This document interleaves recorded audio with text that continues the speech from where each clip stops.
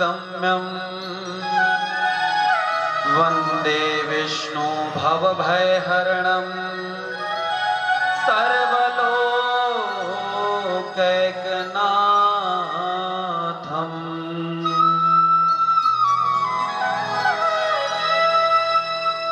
बड़ी प्यारी भक्ति और स्तुति आज भक्त प्रहलाद ने नारायण की करी। नरसिंह भगवान प्रसन्न हुए। भक्त प्रहलाद से बार बार पूछे भगवान कि बेटा क्या चाहिए, बोल तो तेरी भक्ति से प्रसन्न हो। लेकिन मैं हमेशा बताता हूं ना, जिसको भगवान मिल जाए उसे और क्या आकांक्षा रहेगी। भक्त प्रहलाद ने हाथ जोड़ा, कहा प्रभु आप तो पूरे पूरे मुझे मिल चुके हो, और क्या लेगा ये भक्त आपका। नहीं बेटा लेना तो पड़ेगा। भक्त प्रहलाद ने मना किया, फिर भी अक्षय राज्य की प्राप्ति भगवान के द्वारा प्रहलाद को प्राप्त हुई। आगे चल करके प्रहलाद बड़े सुंदर राज्य की कथा ऐसी आती है। सुखदेव स्वामी राजा परीक्षित को कहते हैं कि राजन, केवं व्यवसितो राजन समासाध्या सुहृदे जाप परमं जाप्यं प्राग जन्मानुसेक्षितम्।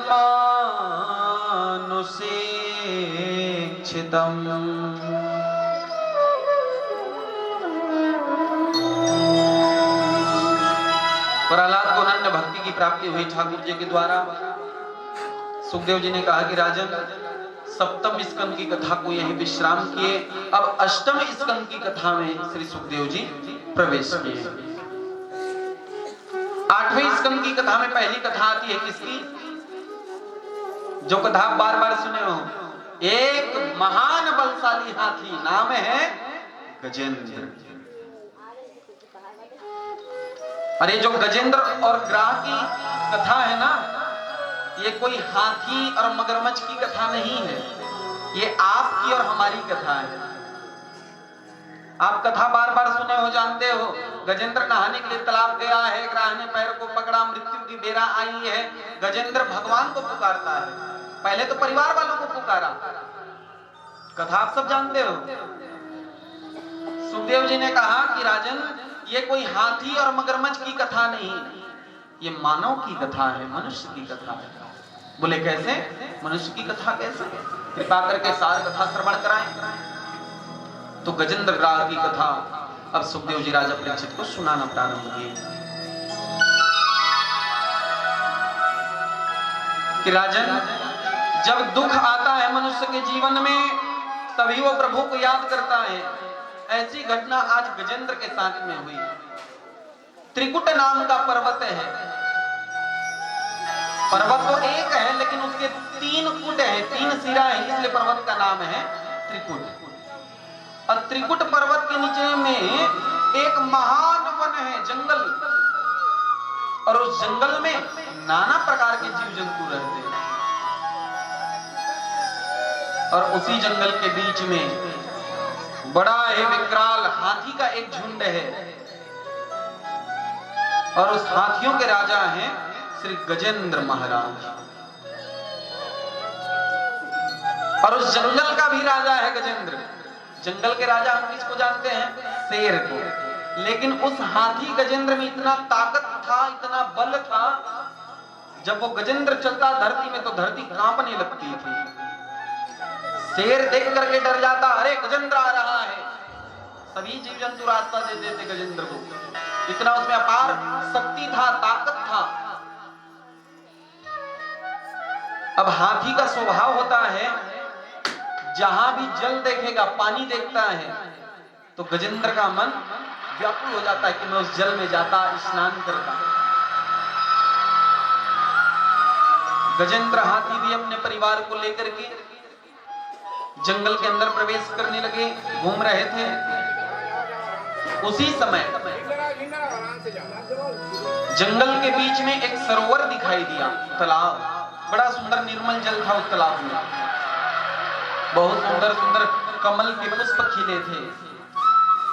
और जंगल में तालाब के पास में बड़ी सुंदर चिड़ियों का घोंसला अपनी बोलियां बोला करते थे। बड़ा माधुर्य स्थान था वहां, सुगंध मंद हवा चल रही थी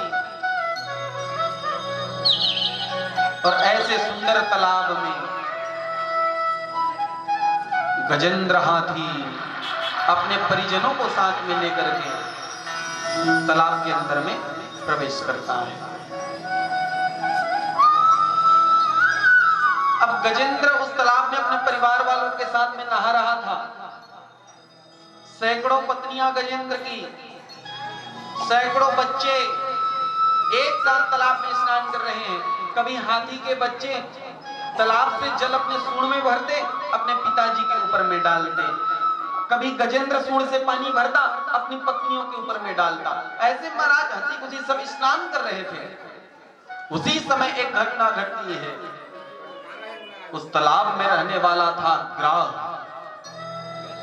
ग्राह आता है और गजेंद्र हाथी के पैर को पकड़ लेता है। गजेंद्र हाथी इसमें ध्यान नहीं देता कि मेरे पैर को अभी किसी जंतु ने पकड़ा है, उसको अभी अपनी ताकत का अभिमान है। गजेंद्र सोचता है अरे होगा कोई छोटा मोटा जीव जंतु, अभी उसको पता नहीं कि किसके पैर को पकड़ा है। अगर उस जंतु को जिसने मेरे पैर को पकड़ा है उसे पता चल जाएगा कि गजेंद्र महाराज के पैर को पकड़ा है, अपने आप छोड़ के भाग जाएगा, क्योंकि मुझ में बहुत ताकत है।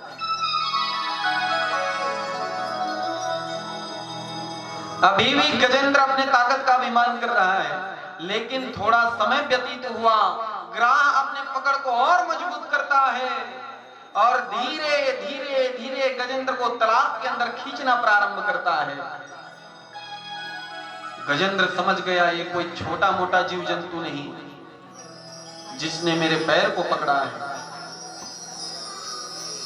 अब अपना ताकत लगाना प्रारंभ करता है। गजेंद्र भी उस जीव को बाहर निकालने का प्रयास करता है। पूरा ताकत लगा लिया, पूरा प्रयास करता है, लेकिन फिर भी गजेंद्र हाथी उस ग्राह को तालाब से तिल मात्र भी बाहर नहीं निकाल पाता। गजेंद्र की ताकत कम होने लगी। डर गया गजेंद्र। अरे मैं तो सोच रहा था कोई छोटा मोटा जीव जंतु होगा कि मेरे पैर को पकड़ा है, लेकिन मुझ में इतनी ताकत है मैं उसको खींच सकता हूं। पूरा प्रयास कर लिया गजेंद्र, फिर भी उस ग्राह को एक तिल मात्र भी बाहर नहीं निकाल पाता। गजेंद्र की ताकत कम होने लगी। गजेंद्र अपने बच्चों को पुकारता है। उदास हो गया गजेंद्र, रोने लगता है। आंखों में आंसू भर करके गजेंद्र अपने बच्चों को पुकारना प्रारंभ किया, बेटा बचाओ बचाओ, कोई ग्राह मेरे पैर को पकड़ लिया है। अगर मेरी तुम सहायता नहीं करोगे तो तुम्हारा पिताजी इस जल में डूब करके मर जाएगा। गजेंद्र के बच्चे दौड़ करके आए, गजेंद्र की पत्नियां दौड़ करके आई। गजेंद्र की सहायता करने के लिए सभी हाथियों ने अपने एक दूसरे के सूंड को फंसा लिया और सभी हाथियों ने गजेंद्र के सूंड में सूंड फंसा करके बाहर निकालने का प्रयास किया। ओ भैया गुब्बारा वाले, अब बंद करो गुब्बारा, लग गया, बहुत हो गया, हल्ला कोई नहीं करेगा। गजेंद्र अपने पूरे परिवार वालों के साथ में अपना भी ताकत लगाता है, उसके बच्चे भी खींच करके बाहर निकालने का प्रयास करते हैं, पत्नियां भी निकालती हैं। लेकिन मेरे भाई बहन 108 उनकी पत्नियां, हजारों पुत्र, फिर भी एक साथ ताकत लगाए, तिल मात्र गजेंद्र तालाब से बाहर नहीं निकलता।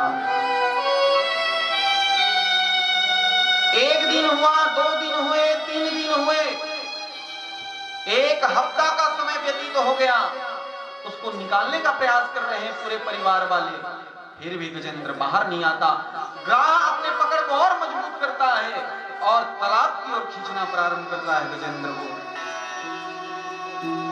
हाथी बेचारा आज बड़ी मुसीबत के समय में फंसा है। परिवार वालों ने सहायता करी, फिर भी निकाल नहीं पाते। गजेंद्र की पत्नियां सोचने लगी, ये तो मर रहा है, अगर इसके साथ में हम रुके, 1 हफ्ता हो गया, एक अन्न का दाना हम पूरे परिवार वाले ग्रहण नहीं किए हैं, इसके साथ साथ हम भी भूखे मर जाएंगे। पूरे परिवार वाले गजेंद्र को आज अकेला छोड़ करके तालाब से जाने लगे। गजेंद्र आंखों में आंसू भर करके अपने परिवार वालों को देखता है, बेटा मत जाओ मुझे छोड़ के, बेटी मत जाओ मुझे छोड़ के, तुम सब मुझे छोड़ दोगे, आज मेरे ऊपर में विपत्ति आया है, मेरी मृत्यु हो जाएगी, मैं मर जाऊंगा। बच्चों को बार बार रो रो करके पुकारता है, बेटा आओ मुझे बाहर निकालो, सहायता करो, अकेले इस विपत्ति के समय में मुझे मत छोड़ो। लेकिन बच्चे देखते हैं फिर भी वहां से चले जाते हैं। अपने पत्नियों को पुकारता है, प्रिय प्रिय बच्चे तो छोड़ के चले गए, तू तो मेरी अपनी है, इस विपत्ति के समय में तू तो मेरी सहायता कर, मुझे बाहर निकालो। उनकी पत्नियां भी देखती हैं, अगर इसको बाहर निकालते रहे तो हम भी मर जाएंगे। सब आज गजेंद्र को छोड़ करके चले गए हैं। रोता है बेचारा गजेंद्र, आंखों में झरझर आंसू बहाने लगता है, कहता है, हे प्रभु हे भगवान, जिन बच्चों के लिए, जिन पत्नी के लिए मैंने कमाया, और गजेंद्र नहीं, ऐसा हमारा भी हाल है, जब हमारे पर में विपत्ति आती है, घर परिवार वाले तो आएंगे, लेकिन विपत्ति के समय में कोई काम नहीं आता है, देख लेंगे और तमाशा देख करके सब चले जाते हैं। ये जो परिवार है, रिश्ते नाते हैं, जिन्हें हम अपना समझते हैं, कोई हमारा अपना नहीं है मेरे भाई बहन। सुख है हमारे जीवन में तो सब दौड़े दौड़े आएंगे, बाबूजी बाबूजी, भाईजी भाईजी, पिताजी पिताजी, और उसी बाबूजी के जीवन में अगर दुख आ जाए, बेचारा आज रुपया पैसा वाला है, धन दौलत वाला है, सब दौड़ दौड़ करके आएंगे, भैया भैया, समय लेकिन किसी का सगा नहीं मेरे भाई बहन।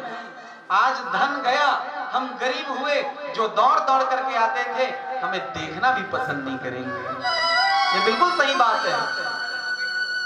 गजेंद्र में ताकत था, बल था, सब एक साथ थे उसके परिवार वाले, आज ताकत कम हुआ, सब छोड़ करके चले गए हैं। यही जीवन की सच्चाई है कि जो जिसे हम अपना परिवार समझते हैं, रिश्ते नाते वाले समझते हैं, कोई किसी का सगा नहीं। मैं बोला करता हूं ना कि स्वार्थ को संसार बनो है, स्वार्थ के सब नाते,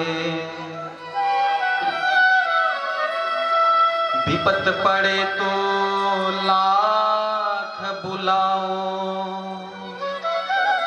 कोई पास नहीं आते। स्वार्थ को संसार बनो है, स्वार्थ के सब नाते, और विपत पड़े तो लाख बुलाओ, कोई पास नहीं आते।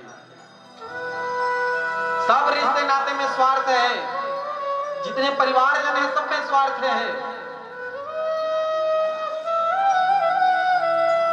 आज हमारा जीवन अच्छा है तो सब हमारे अपने हैं, समय खराब हुआ कोई हमारा अपना नहीं। ये गजेंद्र कौन है? ये गजेंद्र कोई मतवाला हाथी नहीं, ये गजेंद्र आप सब हैं, मैं हूं, मतलब हर मनुष्य गजेंद्र है। बोले कैसे? वह गजेंद्र तालाब में फंसा है, ग्राह ने पैर को पकड़ा है, और हम सब कहां फंसे हैं? इस संसार रूपी सागर में फंसे हैं। उस गजेंद्र के पैर को तालाब में ग्राह ने पकड़ा, और इस संसार रूपी सागर में हमारे पैर को काल रूपी ग्राह पकड़ता है, काल। और जब काल हमारे जीवन में आता है, हम भी परिवार वालों को पुकारते हैं, भैया ये हो गया वो हो गया, लेकिन परिजन आएंगे, सहायता करने का प्रयास करते हैं, लेकिन अंत समय में सब हाथ छोड़ देते हैं। लेकिन अंत में काम आने वाला कौन है? वही श्री नारायण हरि, और कोई काम आने वाला नहीं मेरे भाई। गजेंद्र बेचारा बार बार रोता चिल्लाता, बचा लो, लेकिन कोई बचाने वाले नहीं। अंत में गजेंद्र ने देखता है कि ग्राह उसके पैर को पकड़ करके तालाब के अंदर में और खींचता है और खींचता है। अब गजेंद्र की केवल सूंड दिखाई दे रही है, पूरा शरीर जल में डूब गया है। सांस लेने में अब उसको तकलीफ होने लगी। तो गजेंद्र सोचता है, हे भगवान, अब तो मैं बिल्कुल नहीं बचूंगा। उसी समय गजेंद्र को दिखाई दिया कि सरोवर में एक बड़ा ही सुंदर कमल का पुष्प खिला था। कमल के पुष्प को गजेंद्र तोड़ता है और कमल के पुष्प को तोड़ करके सूंड में पकड़ करके श्री नारायण हरि की ओर करता है और याद करता है नारायण को कि हे प्रभु आओ आओ, तुम्हारे बिना मेरा अब कोई सहारा नहीं है। जैसे ही हाथी ने आवाज लगाई नारायण को, लक्ष्मी के साथ में नारायण बैकुंठ में बैठे थे। भगवान सोच ही रहे थे, अरे बेटा गजेंद्र, दुनिया वालों को तो पुकार रहा है, अपने बच्चों को बुला रहा है, पत्नी को बुला रहा है, कोई काम आने वाला नहीं, मुझे तो पुकार। जैसे ही हाथी ने अंतिम बार में श्री हरि को पुकारा, हाँ और थी, दो शब्द है ना, हाँ को भगवान सुने, थी को जब तक सुनते उतने तक गजेंद्र के पास पहुंच चुके थे। इतने जल्दी, सोचो, हाँ थी बोलने में कितना समय लगता है, लेकिन हाँ को भगवान ने सुना था और थी को जब तक सुनते गजेंद्र के पास पहुंच चुके थे। भगवान तो भक्त वत्सल है, कोई मुझे सच्चे दिल से पुकारे, मैं दौड़ा चला। अब गजेंद्र की रक्षा के लिए भगवान नारायण गरुड़ में आरूढ़ होकर के आए, गरुड़ में बैठ करके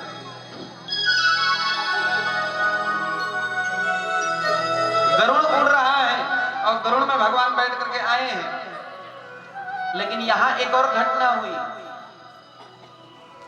क्या हुआ पता है? जब गजेंद्र ने नारायण को पुकारा कि भगवान बचाओ, भगवान ने गरुड़ को बुलाया, बेटा गरुड़ आओ, गजेंद्र को बचाने जाना है। तो गरुड़ के मन में अभिमान हो गया। गरुड़ सोचने लगा, जब भी भगवान का काम आता है, मेरे बगैर इनका काम नहीं बनता है। जब तक मैं इनको अपने ऊपर में बैठा करके ना ले जाऊं, तब तक नारायण का भी काम नहीं चलता। यहां गरुड़ को अभिमान हो गया। भगवान समझ गए, बेटा गरुड़ अभिमान हो गया है, अभिमान से बड़ा और कोई बीमारी नहीं। भगवान ने कहा गजेंद्र को तो बाद में बचाऊंगा, पहले गरुड़ को बचाना पड़ेगा, ये अहंकार रूपी बीमारी से। बोला गरुड़ इधर आया, चलो बैठ जाओ प्रभु, गजेंद्र को बचाने चले। भगवान ने उसके अहंकार को दूर करने के लिए एक लीला की। भगवान अपनी छोटी उंगली को, इस छोटी उंगली को गरुड़ के ऊपर में रख दिया और बोले गरुड़ ले बेटा उड़। गरुड़ देखता है भगवान को, ये क्या करे? अरे प्रभु पूरा पूरा जल्दी बैठो। भगवान ने कहा बेटा चल उड़ा, तो तुझे अपने ताकत का अभिमान है, नारायण का भी काम नहीं चलता तेरे बिना, ले उड़ा मेरी उंगली को। गरुड़ ने अपना पंख फड़फड़ाया, पूरा ताकत लगा देता है, लेकिन हमारे नारायण की छोटी उंगली को उड़ा नहीं पाता है। थक गया गरुड़। गरुड़ जान गया कि मैं सोच रहा था कि मेरे बिना भी नारायण का काम नहीं चलता, लेकिन जब तक नारायण मेरे ऊपर में कृपा ना करे, मैं भी उनको उड़ा नहीं सकता। भगवान क्षमा करो, चरण में गिर करके प्रणाम किए। बेटा कभी अभिमान मत करना। और गजेंद्र को आज बचाने के लिए गरुड़ के ऊपर में आरूढ़ होकर के चतुर्भुज नारायण शंख चक्र गदा पद्म को धारण करके वैजयंती माला को पहन करके आज सरोवर के पास में आ गए हैं। बोलिए भक्तवत्सल भगवान की, भक्तवत्सल भगवान की।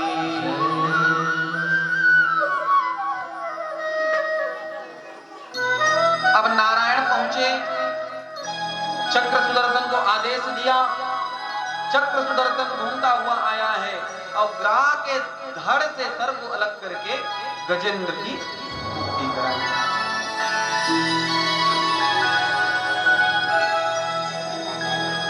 श्रोणायाम श्रवण द्वादश्याम प्रभो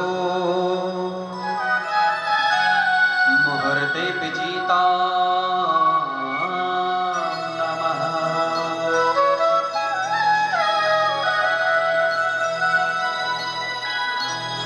अब ये बताओ भगवान बचाने के लिए किसको आए हैं? किसको बचाने के लिए आए हैं? किसके ऊपर में कृपा करने के लिए आए हैं? जोर से बोलो। गजेंद्र की। लेकिन भगवान ने गजेंद्र के ऊपर में बाद में कृपा की है, सबसे पहले ग्राह के ऊपर में कृपा की है। क्यों? अरे भगवान के हाथ से मरना भी तरना है। भगवान चक्र सुदर्शन को आदेश दिए, शरीर से सर धड़ से अलग हुआ, ग्राह की मृत्यु हुई। भगवान यह बताना चाहते हैं हम सबको, अरे मेरी भक्ति तुम करोगे, तुम्हारे ऊपर मैं बाद में कृपा करूंगा, लेकिन मेरे भक्त के पैर में तुम पड़ जाओगे तो पहले कृपा तुम्हारे ऊपर नहीं होगा। गजेंद्र मेरा भक्त है, उसके पैर में ग्राह पड़ा है। भगवान भी कहते हैं जो मेरे लिए दौड़ ले, मेरे लिए आ जाए, उसके ऊपर में पहली कृपा होगा। इसलिए ग्राह का उद्धार किया और गजेंद्र को मुक्त किया है। गजेंद्र ने बड़ी सुंदर स्तुति करी कि प्रभु अगर आज आप नहीं होते तो मेरी रक्षा करने वाला कोई नहीं होता, मर जाता। कि सोन्तहं सरसूर बलेन यज्ञः आतो दृष्ट्वा उपात्तक्रम। गजेंद्र ने बड़ी सुंदर स्तुति करी, भगवान के नाम को जपा। आइए गजेंद्र के साथ कुछ क्षण हम भी भगवान के नाम को जपें, भगवान की स्तुति करें, तो प्राण कथा में चलेंगे। क्या बोलेंगे? कहाँ बोलेंगे? हृदय से बोलो। ये देखो आज बांके बिहारी आएंगे, अब भगवान कहाँ आते हैं? राधे राधे जब वो चले, राधा के नाम को जैसे ही सुनते भगवान को रहा नहीं जाता, दौड़ करके आ जाते हैं। इसलिए राधे राधे आज तो खूब बोलना पड़ेगा, कम से कम ठाकुर जी सुने और जल्दी हमारे बीच में आएंगे। क्या बोलेंगे? आइए मीठी मीठी सेवा करते हुए। कैसे भूलूं सावरे मैं तेरा उपकार, कैसे भूलूं सावरे मैं तेरा उपकार, कैसे भूलूं सावरे मैं तेरा उपकार। ऋणी रहेगा तेरा, ऋणी रहेगा तेरा हरदम मेरा परिवार। कैसे भूलूं सावरे मैं तेरा उपकार, कैसे भूलूं सावरे मैं तेरा उपकार। ऋणी रहेगा तेरा, ऋणी रहेगा तेरा हरदम मेरा परिवार। कैसे भूलूं सावरे मैं तेरा उपकार, कैसे भूलूं सावरे मैं तेरा उपकार। बोलो सावरे सरकार की, राधा रानी की। अरे उठा लो पीछे वाले।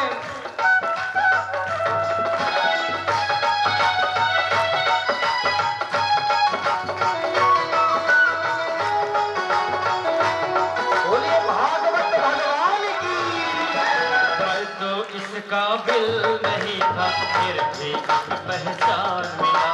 मैं तो इस काबिल नहीं था, फिर भी एक पहचान मिला। तेरी कृपा से मेरे कान्हा इज्जत और सम्मान मिला। तेरी कृपा से मेरे कान्हा इज्जत और सम्मान मिला।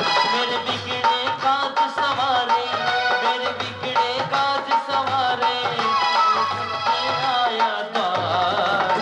कैसे भूलो सावरे मेरे नाव पुकार, कैसे भूलो सावरे मैं तेरा उपकार।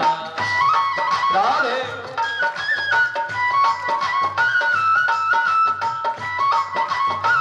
जय हो।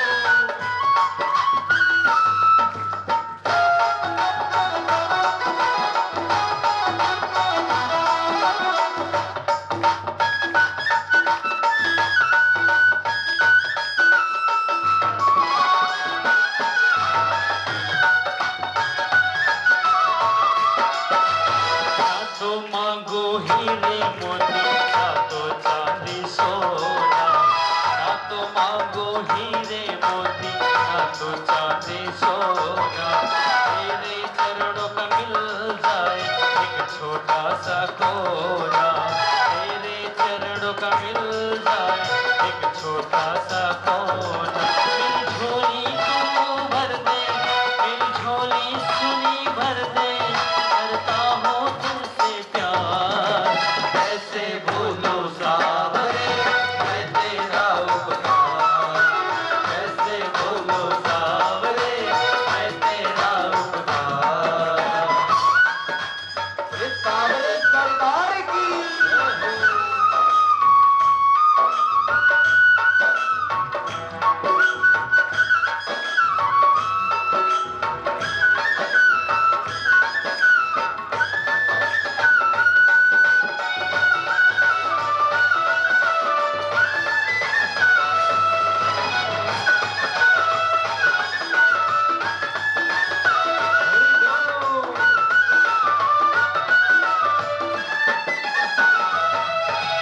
राहों से मैं भटक गया था, तूने राह दिखाया है।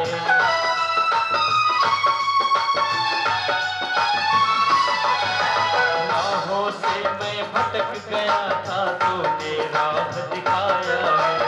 अपनों से मैं रूठ गया था, तूने ही मिलवाया है। जब तक तेरा से रहेगा, जब तक ये सांस रहेगा, सेवा करूं तेरा ध्यान। कैसे बोलो सावरे मैं तेरा उपकार, कैसे बोलो सावरे मैं तेरा उपकार। ऋणी रहेगा तेरा, ऋणी रहेगा तेरा हरदम मेरा परिवार। कैसे बोलो सावरे मैं तेरा उपकार,